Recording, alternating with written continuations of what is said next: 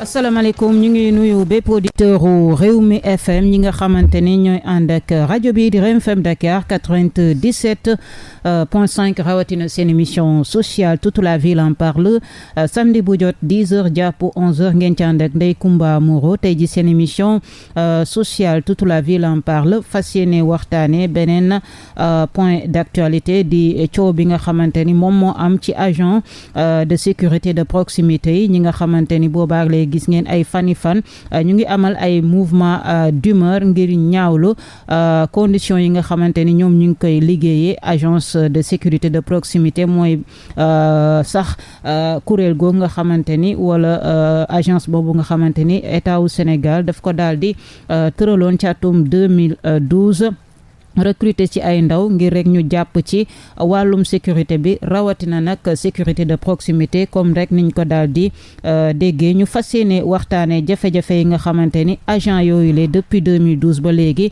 ñu ngi koy daal di jànkonteel ak lan la ñu bëgg exactement bay amal ay mouvement d'humeur moo waral ñu dalal kile di Diamako Traoré nekk porte-parole bu union des ASP du Sénégal ñu koy nuyu Diamako Traoré.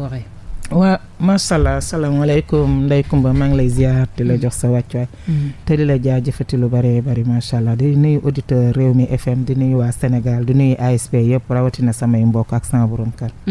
voilà yow Diamako Traoré lan moo la poussé ba nga nekk agent de sécurité de proximité parce que bu ñuy wax sécurité tamit souvent dinañ gis ne nekkul métier boo xamante ni jigéen ñi bëgg nañ ko trop mais gis nañ ni jigéen ñi bari nañ ci biir agence boobule yow lan moo la ci poussé ba nga bokk ci kuréel googule. waaw macha allah Ndeye Comba loolu dama ciy sawar ak tontu parce que yàlla dafa def ba ma nekkee ndaw di jàng. affaire loi daf ma mësoon a neex. sama jamono bu fekkoon jamono jooju ñu ngi doon recruter ay jigéen pour ñu dem armée ci ñi njëkk a dem armée ci lay bokk. mais yàlla dogalu ko moment bi Ablaye Wade di ñëw dafa fekk ni man âgé naa ba pare. rawatina ba may jàng aussi tamit maa ngi doon wax inspecteur de police inspectrice laa bëgg a nekk. bu ko yàlla dogalee dans l'avenir. mais comme xàcc boo gis wërsëg waaye te yàlla li muy dogal ci jaam amaana boroom xamu ko. moo waral tentative yooyu yëpp ak rêve yooyu ma amoon. ba yàlla dogalee ñu dem en 2013 c'est pas en 2012 2013. 2013 plutôt waaw la Macky Sall créé corps bi ba mu ko créé ni dafay jël ay nit liggéeyloo leen dans la sécurité. wax dëgg fa yàlla boo fekk maa ngi nekk ndaw nekk toll ci sama diggu doole. ma ne lii moom kenn duma ko wax il faut ma dem ci bokk ci ni samay nawle daal. loolu moo ma ci poussé woon. moo la ci poussé nga daal di si du dugg. mais bi nga ciy dugg si kii bi lan lañ la wax yow exactement bi ngay intégrer agence de sécurité de proximité naka la demee woon formation bi préparation parce que dafa nekkoon projet buy doog a juddu ñu war leen a tàggat préparer leen mu nekk première peut-être promotion ainsi de suite naka comment ça s'est passé formation bi et tout ba ñu intégrer leen ngeen commencé di liggéey. waaw macha allah ba président Macky Sall wootee. dañoo def ay dépôt demande de dossier. ndaw yi ci ëpp ci ñun dañoo dem ci préfecture yi sous préfecture yi déposé. ba ñu seggaat ñu jël ci ñi nga xam ne yàlla dogal nañ seen wërsëg mi ngi ci liggéey bi. ñu jël ñu yóbbu ñu hangar ñu tasaare nag ci biir Sénégal parce que Dakar ak fépp ci biir Sénégal. seggaat bi naka la demee woon exactement. non man xaw ma naka la ñu seggee ñoom. parce que ñoom ñoo doon jël nit ñi parce que xaw ma naka lañ sedde mais maanaam. mais yow sa côté lan nga def. ba man dama déposer samay dossier dossier yi ñu lay laaj. dossier yi ñu doon laaj sama CV sama curriculum laa déposé. sama fi ma jaar lépp ak diplôme yi ma am moom laa boole déposé ko. te bëri na ci ñun tamit aussi ñu mel ni man ñu def noonu. ñu daal di déposé bañ déposé toog di xaar. ñu daal di jékki-jékki génnee liste yi bañ génnee liste yi ñu dem xooli man mii ci man sama tur bokk ci. ba mu ci bokk ñu ne dañ ñoo képp koo xam ne sa tur génn na ci liste yi dañ lay convoqué maanaam fi nga gën a nekk pour pôle de formation Dakar ñun fii hangar la ñu convoqué woon. yeneen dëkk yi nag ci seen pôle de formation yi. formation bi lan lañ leen doon defal exactement. ban genre formation lañ leen doon def. formation bi mën nañ ne formation bi dañ ko def comme formation militaire parce que bu ñu xëyee le matin 5 heures du matin la ñuy yeew dañuy def physique. bu ñu defee physique bu ñu retourné après 7 heures dañuy delluwaat bu ñu delloo dañuy sangu dem resto ndékki bu ñu demee resto ndékki après 8 heures dañuy commencé cours yi nag jàngal nañ ñu ci droit déontologie maintien de l'ordre macha allah jàngal nañ ñu ci lu baree bari loo xam ne dafay jëm ci mbirum sécurité ba yàlla dogalee formation bi ñu def ko ci 45 jours ba 45 jours yi jeexee ñu daal di ne dem leen toog dinañ leen woo. mu ngi jeex ci au mois de novembre 2013 de décembre autant pour moi. 2013 ci la formation bi jeex. ñu dugg ci 2014 bi ñu dem janvier février ba mars woowuñu kenn ci ñun ASP yi. mu doon déception nit ñi commencé ne waaye lii nan la mën a nekkee yéen ngeen woo ñu formation liggéeytu formation bi pare ñu toog war a liggéey loo ñu fay ñu defuñ ñu dara. am ñenn ci ñun ñu génnoon dem fippu ci loolu ba ñu fippoo ci ëllëg si rek lañ tàmbalee joxe kii yi affectation yi ñu commencé jël nit ñi di leen déployer ci seen lieu de service yi léegi ci biir les déployer nit ñi ci seen lieu de service yi dañ ñoo xamaloon ni engagement yi ñu leen di jox ngeen koy signer agence bi fukki junni la leen di fay si seen contrat de travail bi. amul du contrat joxuñ ñu contrat xam nga contrat de travail dañ koy bind en due et uniforme ni lii contrat de travail. yóbbu inspection am fuñ ko jaarale. loolu la mais ñun defaluñu contrat engagement civique et volontaire lañ ñu defal. feuille yi engagement lañ ci bind. civique et volontaire. daal di ñuy xamal ni dañ leen di jël ñun agence bi dinañ leen fay fukki junni.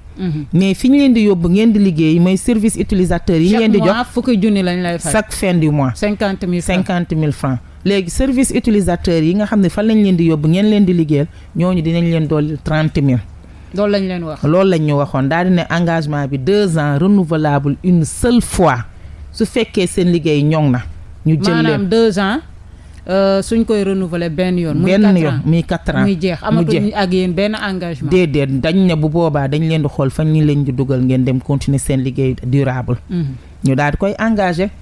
bañ ko engagé signé ko ku ci nekk ci ñun tàmbale dem di liggéey am na ci ñoo xam ne bañ demee seen service utilisateur tegal nañ leen 30 000 yi ñii 10 000 ñii 20 000 mais am na ci ñoo xam ne ci ñun ñii 50 000 yooyu la ñu fayeeku 2013 ba fii ñuy waxee yéen en 2022. service yi ngeen yokk luñ leen dara mais si début bi yan service lañ leen yóbbu woon. début bi dañ ñoo tasaare woon parce que nit jëloon nañu yóbbu ci ñoo xam ne dañ leen a yóbbu police am ñoo xam ne dañ leen a yóbbu gendarmerie am ñoo xam dañ leen a yóbbu ci collectivité locale yi ñii ñu yóbbu leen ci infrastructure yi ñii ñu yóbbu leen tribunal tasaare ñu daal ainsi de suite de fur et à mesure nag ñuy liggéey ak ñoom mbir mi di ñoŋ ñu boole ci quartier sûr yi muy privé yi nga xam ne quartier yi nga xam ne ay macha allah borom doole yee fa dëkk ñu jël ñu yóbbu ñu fa di ñu fa tasaare pour ñu leen di garder seen dëkkuwaay. parce que début bi ñuy wax agence de sécurité de proximité yi yéen au lieu que ñu leen doon gis ci tali yi wala ministères yi dañu leen doon gën a séentu ci biir koñ yi pas ay koñ yi parce que wax nga ko léegi peut-être yenn koñ quartier résidentiel wala ñi nga xam ni dañu aisé souvent foofu la ñuy gis ni am na ay agent ASP yu fa nekk mais dañ doon séentu agent ASP yi nekk ci quartier yi di xool sécurité bi ainsi de suite un peu partout loolu lan moo tax antuwul bañ jël leen yóbbu leen ci ay service wala ci tali bi ainsi de suite. non fekkee mbir mi moom bu ñu naan dafa lajj bu lajjee ci seen loxo la lajjee. parce que ñun ba ñuy ñëw loolu lañ ñu waxoon. comme ci quartier yi ngeen di nekk. waaw dañ ñoo waxoon ne dañ ñoo bëgg ngeen jege population bi. ginnaaw yéen fa ngeen dëkk gox yi ngeen dëkk yéen a xamante ci seen biir pour yenn problème yi ngeen ciy def intervention balaa muy yegg ci kaw. léegi bu ko defee ñun ñëpp ci loolu la ñu yaakaaroon ni ci la ñuy liggéey mais ba affectation yi génnee ñu gis ni ñu jël ñii di yóbbu police ñii ñu jël leen di leen yóbbu gendarmerie ñii ñu yóbbu leen tribunal ñii xam nga maire collectivité locale. est-ce que nekkul lajj bu njëkk bi foofu la commencé. fa la tàmbalee parce que mën nañ fa la tàmbalee. parce que ñu ngi leen doon xaar ci biir quartier yi. dëgg la. waaw fa la tàmbalee mais comme ginnaaw ay ndaw lañu. te wax dëgg yàlla tàggat nañ ñu. ñuy xaar pour service suñu nation. kon bu fekkee jël nañu di ñu yóbbu ci ay bërëbu liggéeykaay rek du ñu am lenn luñ ci mën a contester dañ koy daal di nangu loolu moom moo waraloon ñun ñëpp ku ci nekk ci ñun dem ca fa nga la yóbbu pour nga liggéeyee nga servir fa sa réew. voilà léegi lan mooy rôle ASP bi par exemple. ASP dañ ne sécurité prévention et de défense loolu mooy suñu rôle. sécurité prévention et de défense loolu mooy suñu rôle. maanaam bu ñu ne sécurité. fépp foo xam ne ñombe ma nga fa te ñu fekkee ko rek waroon nañ cee am taxawaay goo xam ne du jéggi dayoo. prévention aussi tamit boo ko déggee maanaam bu ñu gisee ni lii nar naa ñëw te ñu xam ne bu ñëwee du baax war nañ caa mën a jiitu de telle sorte que dootul am. défense mooy maanaam di nga am foo xam ne foo ca toll la taxawaay maintien de l'ordre nga fay taxawee. pour mën a delloo siwaat lépp mu ñëw. ci ñoŋ-ñoŋ ci nañ ca na nga ko bëggee. mais est-ce que yéen. mission boobu ñu leen sas est-ce que am ngeen ay moyens pour doxal ko. déedéet ndax bañ ñu sasee lu mel noonu ba pare. suñuy moyens yoo xam ne dañ ñu koo jox ba ñu mën ko utiliser weesuwul tonfaar. lañ ñu jox léegi nag métier bi am na risque de telle sorte que. des fois dañ am jumtukaay. conditions yi. non amuñu parce que nit tamit boo daan ko sécurité pour nga gérer ko am na lu muy laaj. am na moyens yu mu laaj. dëgg la léegi nag bañ ko defee noonu. ñi ci ëpp ci ñun ay tonfaar la ñu am pour sécurité mais dañoo wëlbatiku ni ginnaaw dañ leen a yabal ci ay service ngeen liggéey fa. su ngeen demee tënku leen ci waa service boobu lañ leen sant pour ngeen liggéeyal leen ngeen liggéey ci loolu. nga tënku foofu. loolu moo tax indi woon finalement policiers yi ASP yi bañ leen yóbbee police yi ndigalu policiers yi la ñuy liggéey. gendarmerie ainsi de suite ñi nekk ci infrastructure yi ñuy def ay affaire administration ca lañ leen teg. wala ñu teg leen ci bunt bi ñuy garder genre demee noonu. sa fañ leen sant ca service ba ca loolu la ñuy doxal. noonu la mbir mi demee. mais après nga ne ñoom 50 000 lañ leen di fay parfois service yi am na ñu respecté 30 000 yi am na ñu respecté 10 000 20 000 am ñoo xam ne joxewuñ dara. waaw xaalis bi joxuñu ko ASP yi directement. même service bi nga nekk. service yi ñu nekk joxuñu ASP yi directement. agence ba la ñuy jox ñoom directement. léegi agence bi mooy wëlbatiku yow ASP bi. yokkal la ci sa fukki junni mu tegal la ci 2 junni wala 4 junni. noonu la mbir mi demee léegi ci biir loolu. du ñëpp a ko am. ñii dañ koo am ñii amuñu ko. léegi ci noonu fukki junni yoog ak fukki junneeg ñaar yi fukki junni ñeenti ci ñenn ñi ci noonu la ñu liggéeyee ba tey jii fii ñu toll nii ak ñoom mbir mi noonu la demee. ba léegi mais parfois doon nañ gis ASP yi si yenn quartier résidentiels yi comme Mixa wala Cité Damel ainsi de suite gis nañ foofu mu amoon benn mobilisation ASP yi nekk fa di garder matin soir ainsi de suite projet boobu naka la demee mais dafa mel ni nekkatu leen fa. lu xew loolu ay convention la boo xam ne DG direction moo koy signé ak dëkkuwaay yooyu. ASP yi ñoom du ñu yëkk. du ñu xam du ñu tiim dañ naa la demal rek nga dem. dañ lay woon ne la affecté naa la bërëb sàngam nga jóg ànd ak ñoom dem.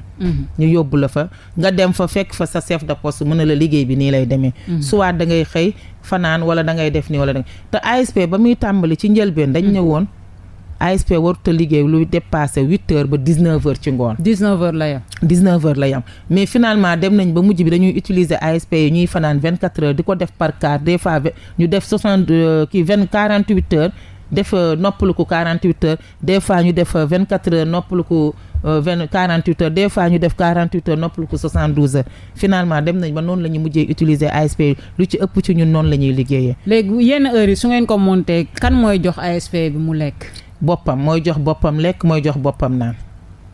ak fu ñu mënti nekk yenn quartier yi privilégié yóbbu leen fa ñan ñoo leen di jox ay. ñoo gën a sonn ñëpp. quartier privilégié ñoo gën a sonn ñëpp laa la wax.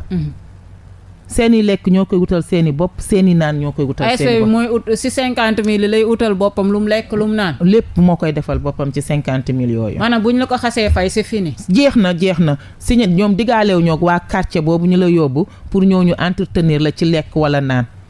xëy na nag mënut ci ñàkk des fois di nga gis bonne volonté bu ñëw fekk la nga toog mu am tibb jox la bool ndax xam naa def ko sarax ngir yàlla tey dawal yërmande ci diggante moroomu nitam mu jox la mais du benn engagement maanaam am ASP yi li ci ëpp ci ñoom bu ñuy dem seen saag yi ñuy boot cere moo cay nekk parce que xam nañu bu ñu demee fa ñuy dem duñ fa lekk te bu ñu yóbbul lu ñu lekk duñu lekk te la majeure partie dafay doon ay lieu yoo xam dafay enclavé de telle sorte que pour nga jënd fa lekk dafay jafe baa bu fekkee am na lekk tamit sa doole du ko mën parce que la ngay fayee koo tax mais tey ji ngeen mer fippu depuis quelques jours ngeen di def ay mouvement d'humeur yu bare est-ce que tey boo ñu doon globaliser seen jafe-jafe yëpp li leen métti ba tax ngeen fippu carrément à un moment donné sax nee na yéen amoo leen droit grève après dinañ si ñëw mais seeni jafe-jafe boo ñu ko doon étaler c'est vrai 50 000 francs yi xam nañ ko tuuti na ban jafe-jafe la ASP yi am yan jafe-jafe sax plutôt.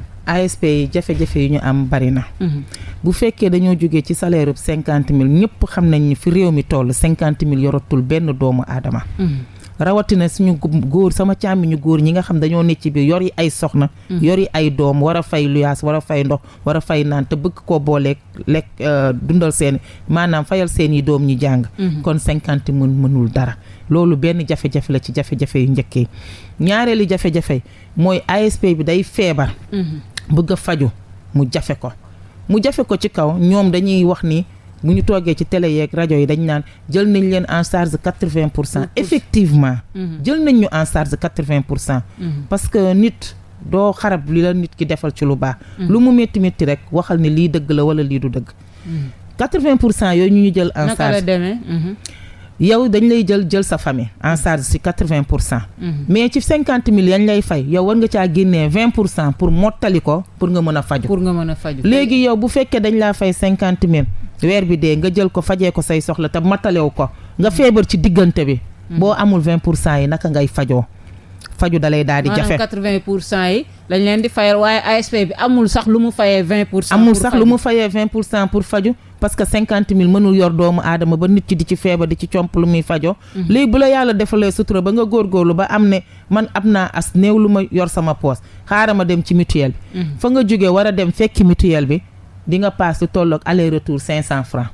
lu mënta ñàkk. suñ la demee ñu jox la lettre de garantie dañuy xool ca gox ba nga dëkk fañ la leen fuñ la mën a fajee foofu léegi da ngay dellusiwaat ca gox ga nga dëkkaat fayaat pour mën a faju nga génnee 20% yi faju boo fajoo pare bu la sa médecin xoolee ba bindal la ay ordonnance da la koy joxaat yow ordonnance yi da nga koy jëlaat delloowaat ko ca mutuelle ba pour ñu mën la defal bon nga mën a ñëwaat ci pharmacie bi jël garab boo demee ci pharmacie bi pharmacien bu ko xoolee danaan lii du ko jël en charge lii du ko jël en charge lii du ko jël en charge lii la ak lii ak lii te boo xoolee garab ya muy ñàkk bañ a jël en charge moo cay gën a am solo yow ci sa feebar kon des na kon bu ñu ne am na njëriñ mu ngi noonu bu ñu ne am na njëriñ des na rawatina sama mbokk ASP yi nga xam dañoo féetee ci àll bi dañoo sori ñoom fañ leen détaché ak seen mutuelle de santé wax dëgg fa yàlla mat na ay 84 kilomètres kon ñoom du leen ko jaral ñuy dem ba foofu pour jëli ji ay lettre naan dañuy faju ndax la ñuy passé as néew bu ñu yemee ca poste de santé ba ca biir dëkk ba mën nañ caa faju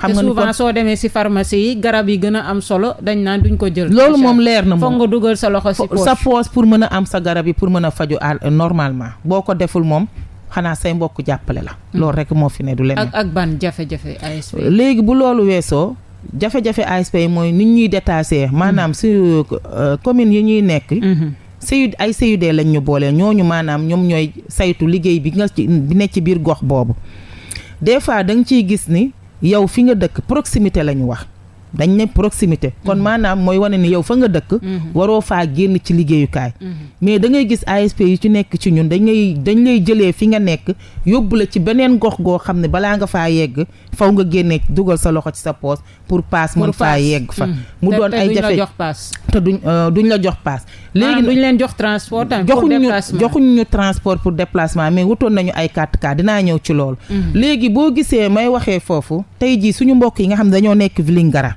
actuellement à l'heure actuelle ñoom ak seeni CUD dañoo amoon accrochage ci lu mel noonu dañoo nekk ci biir dëkk bi di liggéey ñu leen di fay fukki junni ñii ñu leen di fay fukki junni ak ñaar ñu dem ba à un moment seen CUD jëlee leen foofu di leen yóbbu ci beneen dëkk boo xam ne dinañ fi ju seen dëkk ak dëkk boobu nekk na 150 kilomètres mu leer na leen soo demee ci dëkk boobu mënoo di fa xëyee bés bu sedd ñibbi sa kër kon di nga wut foofu chambre boo dëkk luwe ko di ko fay war fa lekk war fa naan ba pare sa mbokk sa njaboot gi nga bàyyi sa biir kër nga war leen a jox di la toog di la xaar est-ce que loolu jaadu na ba ñu xëccoog seen CUD yi ne du ñu dem ñu ne di ngeen dem du ñu dem ba finalement ñu xam ni kat bu ñu demul tamit aussi duñ maanaam mën nañoo tooñ wala mën nañu nangam te tooñ sax du ca am ndax proximité bañ doon wax buñ ko toppee tooñ amu ca mais xam naa liggéey bi jaral na leen ko ñu daal di jug dem bañ jugee dem à leur grande surprise seen CUD dafa dagg ku ci nekk ci ñoom 20 000 francs ñaari weer yi mujj ñoom ñëpp ku ci fayeeku ñii 30 000 la ñu fayeeku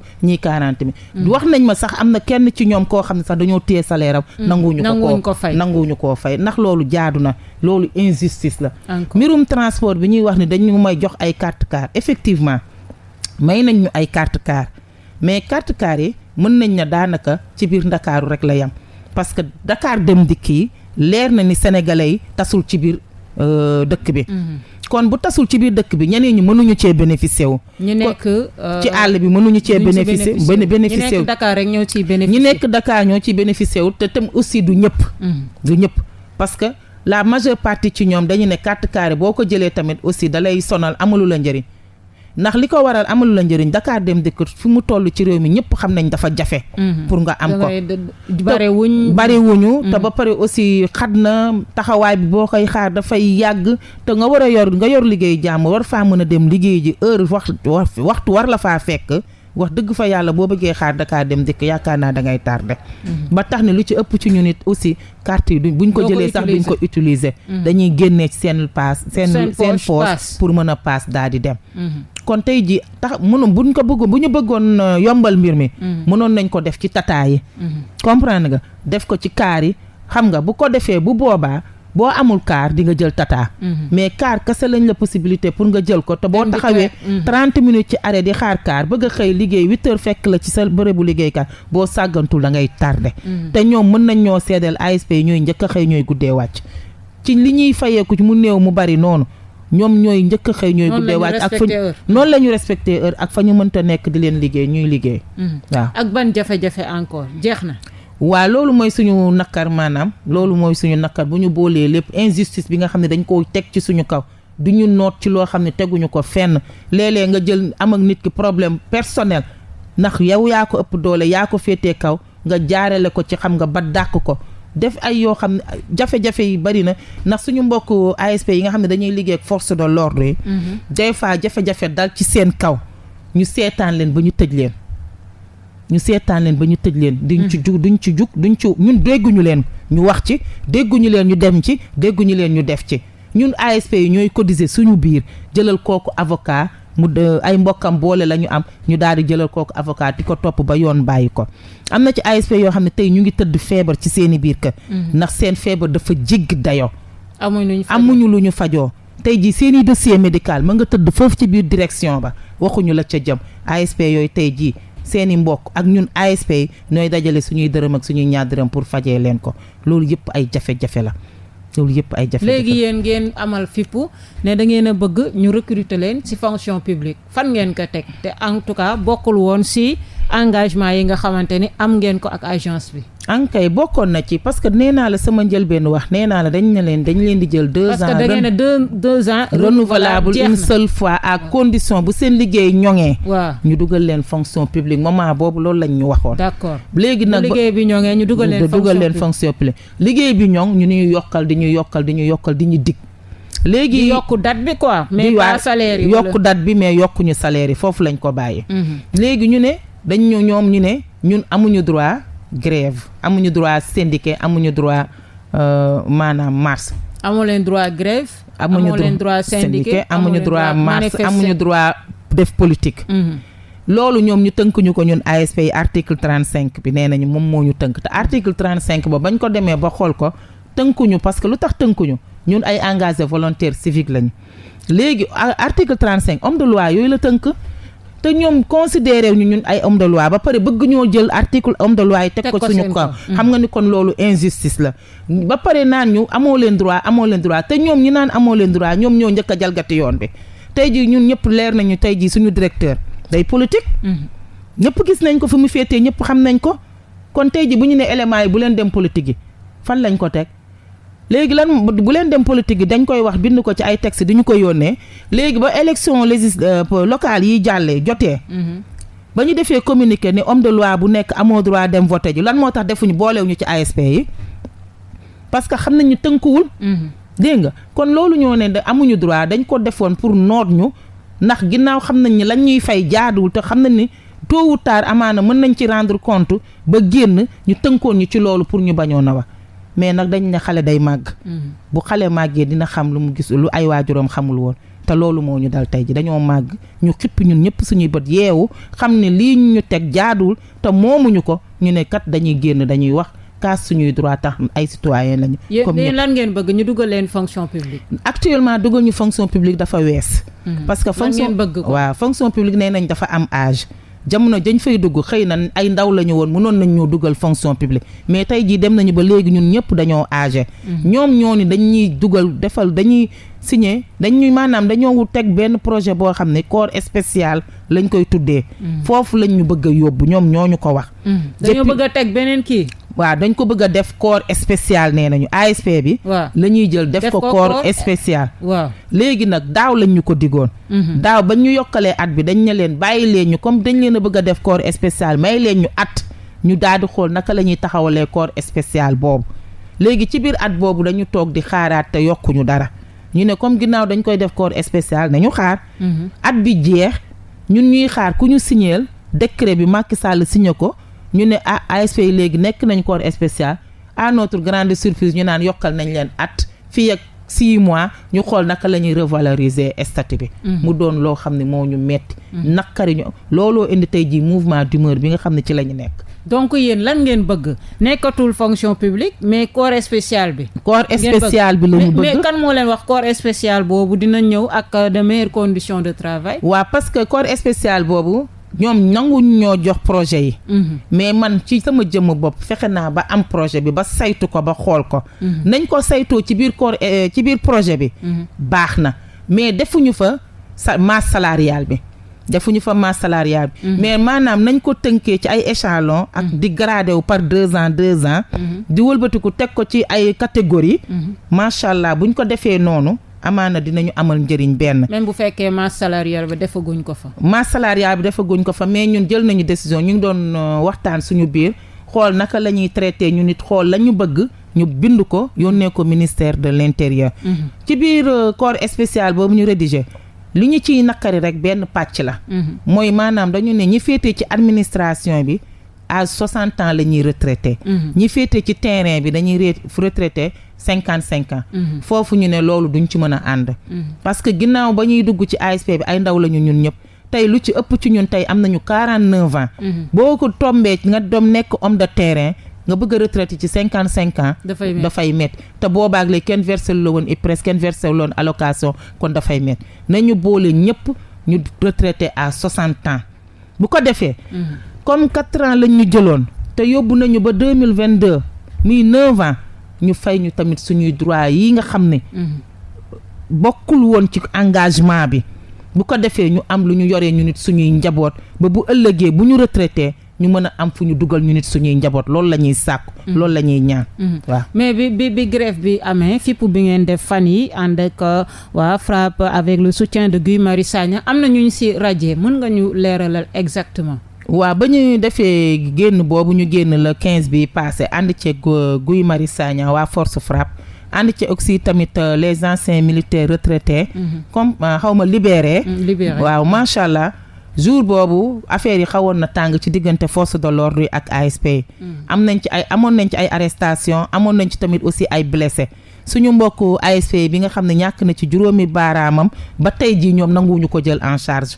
parce que manifestation yi am na koo xam ne juróomi baaraam yëpp la waaw Casamance la il s'appelle Boubacar Camara Ziguinchor il s'appelle Boubacar Camara nanguwuñu ko jël en charge ba fii ñuy waxee ak yéen. ba nii nii dañoo lànk ña fa jotoon blessé yu ndaw yi tamit ci jouru manifestation nanguwuñu leen a jël en charge dañoo lànk ni instruction yi ci kaw la jóge duñ jël kenn en charge ci lu teguwul fenn ñuy doomu réew mi.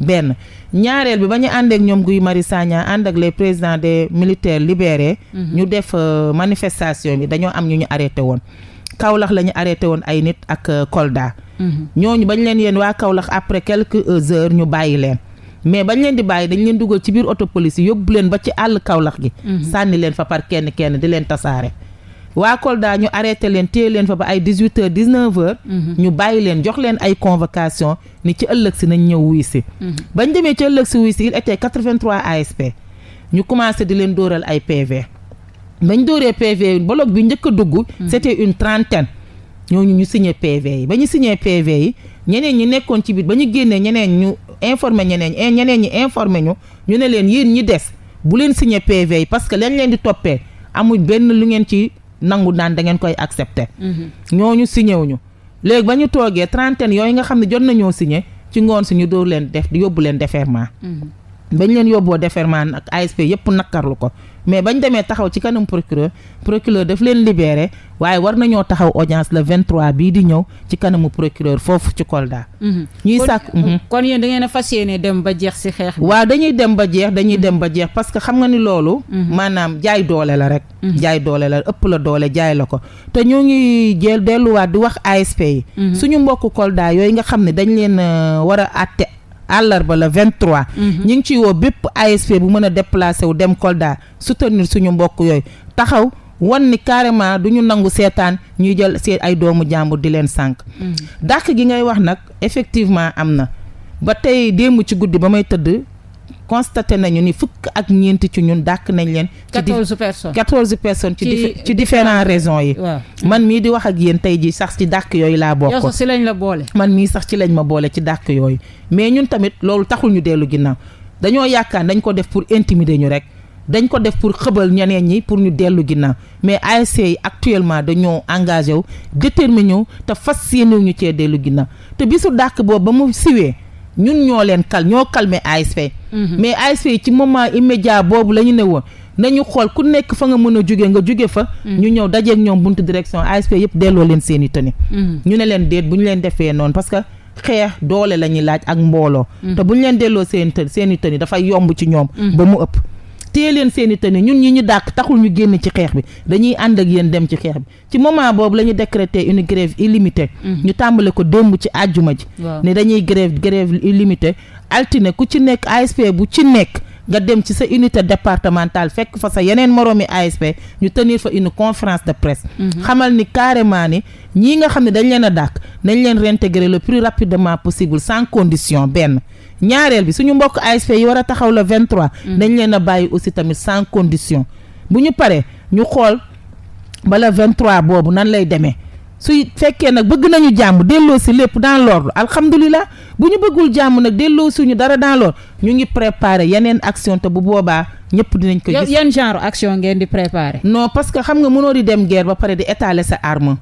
parce que ñi ñuy xeexal ñëpp xam nañ ni dañoo am doole. ñëpp xam nañu aussi tamit mën nañ la jaar fu ne.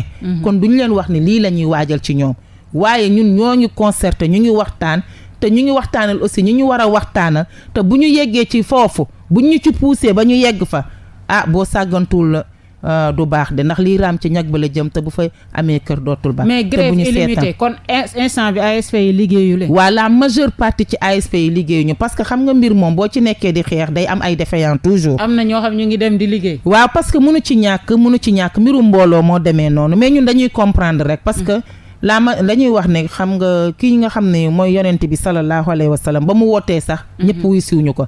te ña ñëkk a bañ ci ay mbokkam la jógee. waaye ba mu dëggoo ñëpp xam ne dafa dëggu. yaakaar naa ñëpp a ko mujjee ñoo fekk te ñun xam nañu li ñuy xeex cause bu noble la te dëggu nañu. te xam nañ ci suñu dëgg lañu ne xam nañu lu mu yàgg ASP yëpp dinañ ñu wuy si mais bu ñu am mënuñu am tamit 100%. parce que li tax mais am ngeen majorité quand même am nañu majorité parce que li tax sax mënuñu am 100% ñoom seeni nitu bopp yi nga xam ne ñoom ñoo leen jëlal seeni bopp teg leen fa di leen fay ay 300 000 jëm 400 500 ñooñu duñu mës a wàcc ci tali bi pour xeex. ah bon waaw am na ASP yu ñuy fay ay 300 000 parce que début bi doon nañu wax ni recrutement bi dafa rax politique am na ñoo xam ne ay clientélisme. loolu kay kenn du ko werante rax politique ba xalaañoo la ñu def laa la wax. quota lañ ci am dëgg di ko doxalee ca na mu leen neexee di jël ay nit fu mu leen neexee. indi leen ci biir agence bi di leen fay ay 300 000 400 000 ñoo xam ne seen i njàng tollul fenn. bàyyi ay agent comme yéen wala ci agence ba. ci agence ba la ñuy maanaam dañuy tibbee ci mbedd mi. ci ñi nga xam ne amuñu diplôme jànguñu xamuñu dara. indi leen ci biir agence bi di leen fay ay 300 000 400 000 bàyyi ASP yi ci biir terrain bi. ñi nga xam ne dañoo jàng. nekk ay licencié ay doctorat nekk ci ay master nekk ci jëluñu leen lu dul ñu jël seen i nitu bopp def loolu moom moo am ci biir agence ba dëgg moo neex yàlla dañuy waxante dëgg di recruter nit ñi de gauche à droite ci lu ñu tegul fenn. dégg nga ñi ci am ñi ci ëpp ci ñoom ñu wutal leen ay diplôme fictif laa la wax li may wax dama cee am lu ma leer nañ ak li ma wóor. wutal leen ay diplôme di leen fay bàyyi ASP yi nga xam ne dañoo jàng seen i diplôme wóor ta leer loolu fan lañ ko teg. ASP yi jot a dee ci diggante bi ñi ñu dàq ci diggante bi ñu jël seen xaalis yooyu aussi tamit yor ko ci biir agence ba di ko fa pàccoo ñoom ci seen i biir. xam nga toogaay gañ toog moo neex. moo tax fipp gi ñu fipp arrangé wu leen moo waral ñuy jël ay menaces di ko teg suñu kaw naan leen maanaam ñoom ñu nekk ca agence ba moom ñu ngi gundaanaat. ñu ngi gundaanaat macha allah ñi nekk si terrain bi ñooy suuf. ña ca ëpp ci ñoom ña ca am na sax ñoo xam ne tey jii xam nañ leen ci biir agence ba 2013 lañ fa dugg. ñu signé leen contrat embauché wu ñu leen de. di leen fay lu néew maanaam 80 000 ci ñoom.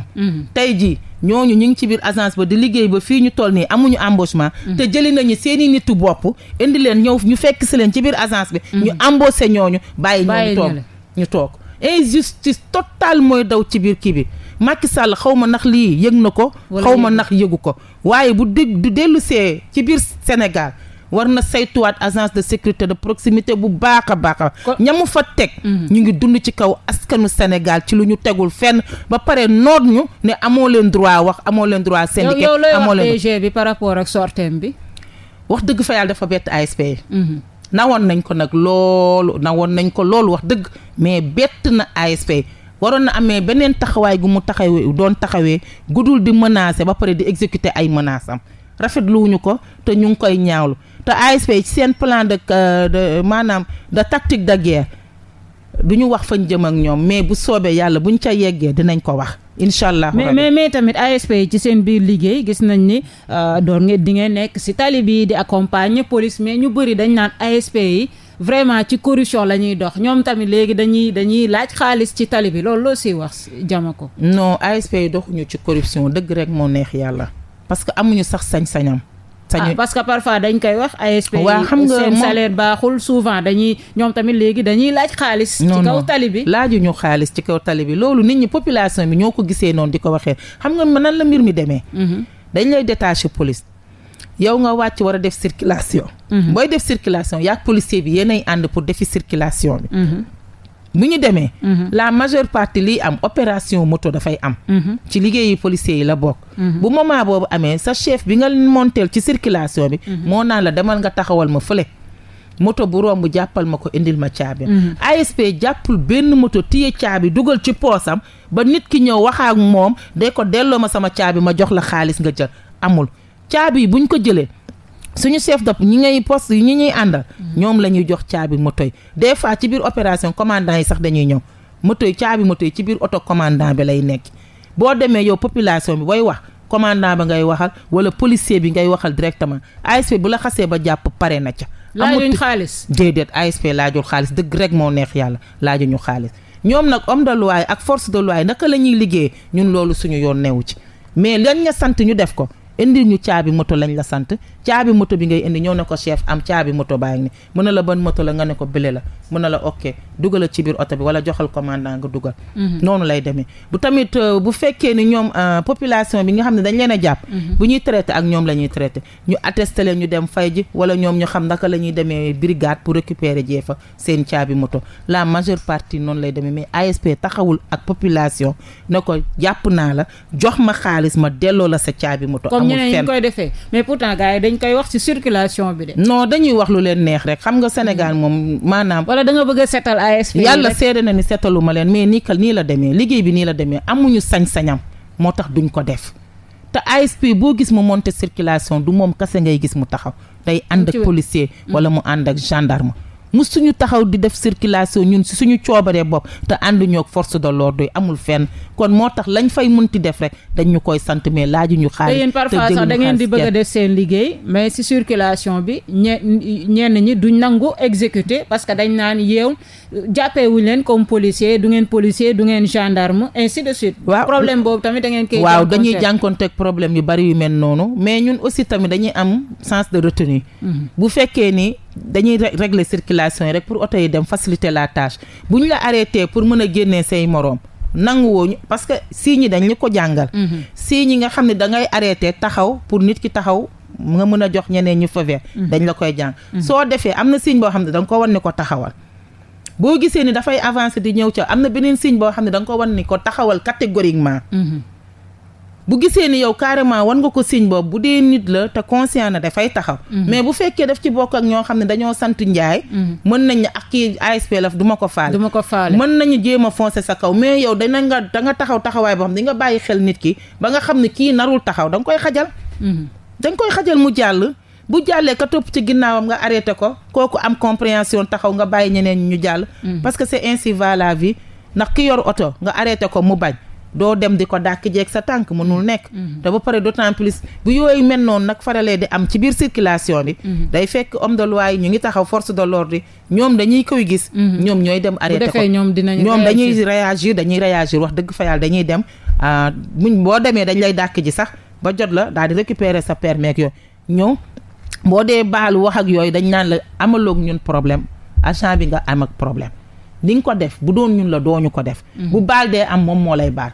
bu ko defee nag agent bi bu xoolee ni yow ñëw nga baalu ko mu ne la baal naa ko chef bi ne la est-ce que c'est sûr ne baal nga ko mu ne la nga ne ko waa mu ne daal di koy bàyyi mu dem bu fekkee nag baaloo ko mu attesté ko mu dem c'est comme ça la vie quand même noonu la mbir mi di demee rek. temps bi bareetu juste 2-3 minutes moo ñu dese ban appel ngay lancé le président de la République nga xamante ni moo indi woon projet bi en 2013 tey jii yéen ngeen ñi nga xamante ni yéen a fa nekk nee ngeen 2013 ba 2022 injustice ngeen di dund 50 000 francs lañ leen di fay ban appel ngay lancé le président Sall moom mi nga xamante ni vraiment si nguuram la ñu indee projet bi. waaw monsieur le président Macky Sall ñun say doomu réew ñu ASP ñun ñoo lay woo ginnaaw ba nga soxlaa dañoo bàyyi suñu lépp ñëw wuy si la nga taxawal sa politique d'emploi ba ñu toll fii ak yow tey jii boo seetaanee ba lii lajj wax dëgg fa yàlla dina doon pour une toute première fois sur le continent africain sax la ñuy wax parce que modèle ASP Sénégal la ko njëkke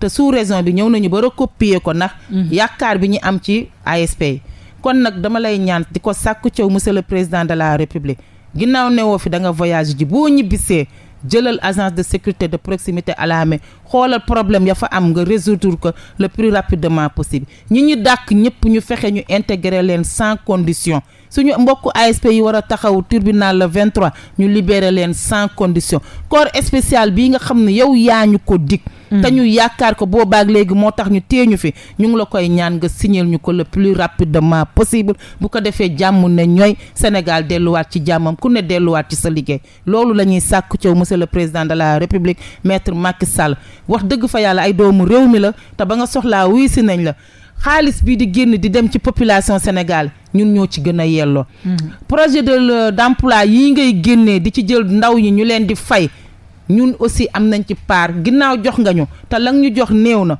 xoolal naka nga koy ñoŋalee ba ñu gis ci suñu bopp ndax mënoo ñoo njëkk a jël créer emploi ci ñun ñuy doomu réew mi ñu nangul la ko ngay créer yeneen emploi ci suñu kaw yoo xam ne ñooñu ñoo gën a maanaam am salaire gu duun gu weesu ñun li ñuy fayee ko loolu sax xel da koo nanguwul kon ñu ngi sàkku ci monsieur le président de la République maître son excellence Macky Sall ñun say doomu réew ASP ñoo lay ñaanaat encore une fois de plus nga amaat yërmande ci ñun xool nga xam ne dafa jaadu nga def ko te bañ a déglu yenn nit ñi nga xam ne dañ lay jege naan la bul signer corps décret bi parce que ñoom koor gi arrangé wu leen te yow xam nga ne ñoom seen jëmm boppam koor gi arrangé wu leen moo tax ñu lay tere pour nga signer ko dañuy ñaan nag di ko sàkku ci yow ginnaaw yaa ñu ko diggoon te liñ lay ñaan nag ñoo ko moom ndax wax dëgg fa yàlla dañ ko doon xaar bu yàgg kon signal ñu corps spécial boobu te nga bañ cee xool de nga xool masse salariale bi ni mu gën a baaxee ci ñun nga defal ñu ko ñi war a retraité 55 ans nga def ñëpp ñu bokk retraité à 60 ans loolu lañ lay ñaan le plus rapidement possible bu ko defee jàmm na ñooy ñi dàkkoon ñëpp ñu intégré waat leen sans condition libéré suñu mbokk Kolda yi sans condition loolu lañ leen di sàkku ci yow te di ko ñaan bi ñan la arrangé wul xam nga tey jii bu ñu ne dañuy def corps spécial da lay wóor ne arrangé wul ñi nga xam ne ñoo féete ci biir direction bi. te nekk ci agence bi ci agence bi te ŋànk bopp bi. DG bi. waaw ak ñu ay. wala da ngaa ragal tudd DG bi non ragaluma tudd turam parce que dañu loolu bu doon dama tagg ragal du ma ñëw. ñoom ñi nga xam ne dañoo ŋànk agence parce que du ci moom rek du moom rek ñi ŋànk agence bi te wër ko. ñoom corps spécial bi arrangé wu leen parce que bu ñu ko defee corps spécial. dootul doonati civil moo koy. gérer kon ñoom dañuy tëb c'est normal dañoo war a tëb loolu tax ñu téye projet moo tax ñu téye projet bi dëgg ci seen tànk parce que ñoom la ñuy am ca biir agence ba dootu leen dañ koy ñàkk arrangé wu leen moo tax ñu bëgg def li xajamal ko tuur ci suuf te ñun nag loolu la ñu xam moo tax ñu ne duñu seetaan loolu di am ñoom ñuy dund ñun ñuy dellu ginnaaw te ñun ñu leen di liggéeyal ñoom lu tax ñuy dund te ñun gisuñu ci suñu bopp dafa war a doy quand même ban Sénégal la ñu nekkati depuis 9 ans ngay dund ci kaw nit ki nag wax dëgg fa yàlla xanaa bu dul dara sax nga war a mën a dawal yërmande ñoom fukki junni yu ñuy fay ñoom seen doom yi moom la ñuy doxantoo. fukki junni par weer seen doom yi moom la ñuy doxantee par journée kon nag nañ ci seet yàlla ñoom tamit lekk boo gis dafay am àpp biir day suur nit boo dee sukk ci bool di lekk boo xamul suur naa dañuy téye sa loxo lekk nañu doy na kay nañu bàyyi ñu signé koor gi ñu gis ci ñu nit suñu bopp parce que loolu la ñu doon xaar vraiment. voilà Diamako Traoré waxtu bi jeex na ma bàyyi la nga tàggoog auditeurs yi ñu doon bàyyi xel ak sa mbokku ASP yi. waaw macha allah maa ngi am cant ak ngërëm ci auditeurs yi ñu doon bàyyi xel di leen wax ni yéen réewu Sénégal fii réewu jàmm la réewu teraanga la maa ngi sàkkuwaat ci yéen ñi nga xam ne yéen a ñu doon déglu di ñu bàyyi xel ngeen jug ngeen wax ak président Macky Sall wax ak la DG Birame Faye lii mu tàmbali mu arrêté ko balaa muy indiwaat beneen problème ci biir réew mi ndax bu dul loolu ASP yi déterminé nañu te duñ ci dellu ginnaaw te nag Sénégal dafa baaxoo di seetaan ba bakkan rot ñuy soog du jug naan dañuy def ay intervention te bëgguñu yegg foofu ak ñoom waaye buñ ñu ca poussé yi daañu ci dem ak ñoom may am cant ak gërëm sama mbokku ASP di leen wax ni jàpp leen l'union fait la force lii ñu nekk suñu droit la suñu devoir la te buñ ko gëmee incha allahu rabi yàlla dinañ ci may ndam ndax yàlla borom dëgg yi rek lay àndal toujours nañu gëm suñu bopp jàppoo mànkoo nekk benn lépp lu ñu mën a wax ni dañ koy def union bi jël ko décision rek na ci ASP yëpp àndandoo ñu defandoo ko incha allah maa ngi leen di cant di leen gërëm di leen remercier di ba nuyu di joxaat cant ak sama borom kër ak samay famille ak samay mbokk jërëjëf Diamako Traoré ñu ngi koy remercier bu baax a baax ci disponibilité am ak nangu bi mu nangoo ñëw ngir leeralal ñu ci jafe-jafe ASP yooyu le mu nekk porte-parole bu union des ASP du Sénégal ñu ngi koy remercier comme yéen tamit suñuy auditeurs yi ànd ak ñun chaque samedi de 10h à 11h di remercier Mamadou Diallo bi nekkoon ci cabine technique bi ba samedi prochain incha allah 10h jàpp 11h ci beneen émission beneen thème ak beneen invité.